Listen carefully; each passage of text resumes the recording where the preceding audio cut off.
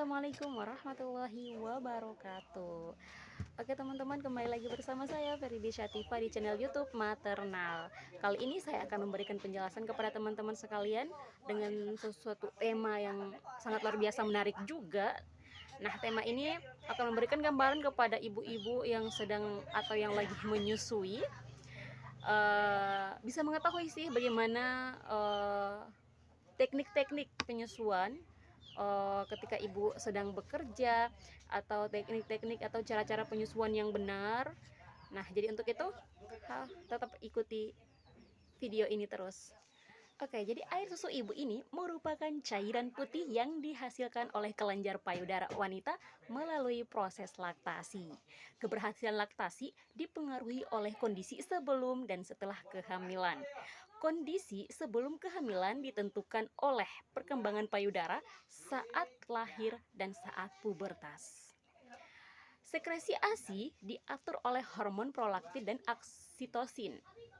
Prolaktin menghasilkan ASI dalam alveolar, dan bekerjanya prolaktin ini dipengaruhi oleh lama dan frekuensi pengisapan. Oke, jadi faktor-faktor yang mempengaruhi produksi ASI antara lain yang pertama ialah frekuensi penyusuan. Kemudian yang kedua ialah berat lahir. Yang ketiga ialah umur kehamilan saat melahirkan. Yang keempat ialah umur dan paritas. Yang kelima adalah stres dan penyakit akut. Yang keenam ialah konsumsi rokok. Yang ketujuh ialah konsumsi alkohol. Dan yang kedelapan ialah konsumsi pil kontrasepsi. Nah, dari beberapa poin-poin tersebut ini merupakan faktor-faktor yang sangat pengaruh sekali dalam produksi ASI. Nah, untuk kalian ibu-ibu yang menyusui sambil bekerja, maka ada pun teknik-tekniknya. Nah, yang pertama ialah mulai menabung ASI 1 bulan sebelum bekerja. Kemudian yang kedua ialah ASI dapat disimpan di dalam lemari es selama 3 hari dan dalam freezer selama 3 bulan. Yang berikutnya ialah di tempat kerja perah ASI setiap 3 jam. Kemudian jangan lupa bawa dengan color box ASI yang belum diperah agar tidak basi. Oke teman-teman, setelah itu ada pun teknik-teknik memerah ASI. Jadi ketika memerah ASI itu bukan sembarangan ya memerah, tetapi ada pun teknik-tekniknya, dan ini harus benar-benar teman-teman pelajari, khususnya kepada ibu-ibu yang sedang lagi menyusui. Nah, memerah ASI teknik-teknik memerah ASI yang pertama ialah sebelumnya sebaiknya payudara dipijat dahulu agar nanti proses pengeluaran ASInya itu lancar. Yang kedua, memutar dengan 3 jari tengah. Memutar dengan 3 jari tengah, kemudian menyisir dengan jari-jari. Jadi payudaranya itu disisir atau diusap dengan jari-jari terlebih dahulu. Nah, setelah itu cuci tangan. Setelah mencuci tangan, kemudian silakan ibu yang menyusui tersebut silakan mau duduk atau berdiri, yang penting sesuai kenyamanannya saja. Kemudian penampung ASI tersebut didekatkan pada payudara. Nah, jemari dan jempol di sisi alveola dan tekan ke arah dalam mengarah ke dada. Kemudian pencet di belakang puting susu dan areola dengan jempol dan jemari. Nah, kemudian lakukan pula dari arah samping. Itu dia teknik-tekniknya. Oke teman-teman, setelah teknik memerah ASI, kemudian berikutnya adalah teknik menyusui yang benar. Nah, teknik menyusui yang benar ini adalah dengan cara memberikan ASI kepada bayi dengan perlekatan dan posisi ibu dan bayi dengan benar. Kemudian nanti saya akan memberikan suatu gambaran yang dimana proses perlekatan dan posisi yang benar antara ibu dan bayi. Nah, sebelumnya kita masuk ke pembentukan dan persiapan ASI terlebih dahulu. Pemberian ASI bersamaan dengan kehamilan. Pada kehamilan, payudara akan semakin padat karena retensi air, lemak, dan kelenjar-kelenjar payudara yang semakin tegang dan juga sakit. Kemudian seiring bersamaan dengan kehamilan, perkembangan dan persiapan pemberian ASI ini semakin tampak, yang dimana payudara semakin membesar, puting susu semakin menonjol, pembuluh darah semakin tampak, dan juga areola mamae semakin menghitam. Oke teman-teman, sesuai yang tadi saya katakan bahwa saya akan memberikan gambaran kepada teman-teman, maka posisi dan perlekatan menyusui itu posisinya itu bermacam-macam sekali, dan juga dimana posisi yang dilakukan itu antara berdiri, duduk, dan juga berbaring. Untuk itu teman-teman bisa lihat. Nah, ini dimana posisi menyusui sambil berdiri yang benar. Posisi menyusui sambil berdiri yang benar, yang dimana seorang ibu ini menyusui dengan cara berdiri, kemudian tangan kiri dan kanannya ini memberikan dekapan kepada bayi agar bayinya ini memperoleh ASI secara maksimal. Kemudian ini adalah posisi menyusui sambil duduk yang benar.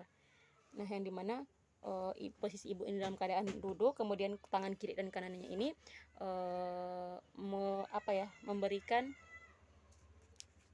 perlekatan kepada bayi agar bayi ini bisa lebih dekat lagi dengan payudara, dan juga memberikan bayi ini nyaman dalam saat mengonsumsi ASI. Nah, kemudian ini posisi menyusui balita pada kondisi normal. Proses pemberian ASI pada balita dalam keadaan normal, teman-teman bisa lihat ya. Kemudian ini juga merupakan proses menyusui sambil rebahan. Artinya kayak sambil menyender gitu. Kemudian ini merupakan posisi menyusui bayi baru lahir yang benar di ruang perawatan. Nah, yang dimana tempat tidur seorang ibu ini bagian kepalanya itu ditinggiin sedikit agar memberikan suatu posisi atau arah yang seorang bayi ini bisa menjangkau payudara ibu. Kemudian ini ialah posisi bayi baru lahir yang benar di rumah, yang dimana seseorang ibu menyusui sambil berbaring. Nah, ini teman-teman, ini perlu saya tegaskan bahwasanya saya pernah menemukan suatu kasus yang dimana seorang bayi ini meninggal karena posisi menyusui seorang ibu ini seperti ini. Kemudian ketika ia menyusui, ketika proses penyusuan itu ibunya itu tertidur. Nah, setelah tertidur kemudian dengan tidak sadarnya payudaranya seorang ibu ini menutupi mulut dan hidung bayi. Jadi bayi tersebut tidak bisa bernafas dan akhirnya bayi tersebut meninggal. Jadi ketika ibu-ibu memilih untuk menyusui dengan cara berbaring seperti ini, maka saya perlu menegaskan bahwasanya jangan lengah dengan hal tersebut ya, karena ini sangat memberikan resiko yang sangat fatal sekali. Kemudian yang berikutnya ialah ini posisi menyusui yang dimana ASI penuh. Jadi ketika seorang ibu ini merasakan bahwasanya ASI-nya itu sangat penuh, maka dia bisa berbaring seperti ini. Kemudian bayinya ini posisinya tengkurap di atas dadah ibu, dan juga tangan ibu ini sebelahnya menahan kepala bayi agar dia tetap berada pada posisinya. Kemudian yang berikutnya ialah cara penyusuan kepada bayi kembar. Nah, ketika ibu-ibu yang mempunyai bayi kembar, nah posisi menyusui yang benar itu seperti ini, yang dimana menyusui secara bersamaan antara kedua bayi, yang dimana mereka berada pada posisi payudara, ada yang bagian kanan dan ada juga yang bagian kiri. Kemudian tangan kanan dan kiri ibu itu memegang kepala bayi berdua agar mereka tetap berada dalam posisinya, dan juga ketika mereka memperoleh ASI itu secara maksimal, sehingga bayi tersebut tidak rewel ya. Ketika kita memberikan ASI kemudian secara tidak maksimal, kadang-kadang mereka juga bisa rewel. Kemudian yang berikutnya ialah cara meletakkan bayi. Nah, ini cara meletakkan bayi yang benar ya ibu-ibu, yang dimana posisinya itu tangan seorang ibu tuh kayak miring miring begini ya, miring begini, kemudian bayinya itu diletakkan di atas gini. Jadi ini merupakan cara meletakkan bayi yang benar. Kemudian yang berikutnya ialah cara memegang payudara yang benar. Nah, cara memegang payudara yang benar yang dimana jempol dan juga jemarinya itu menekan pada payudara. Kemudian ada lagi yang dimana cara merangsang. Teman-teman bisa lihat, ini adalah cara merangsang mulut bayi. Cara merangsang mulut bayi ini dimana puting susu itu kayak disengajain mendekati mulut bayi ya, agar bayi itu kayak langsung memberikan suatu memberikan suatu reaksi bahwasanya dia sadar bahwasanya dia mau disusuin. Kemudian ini merupakan perlekatan benar. Perlekatan yang benar ini dimana puting susu seorang ibu itu masuk ke dalam mulut, kemudian bagian bawah dari areola itu sebagiannya itu masuk ke dalam mulut. Jadi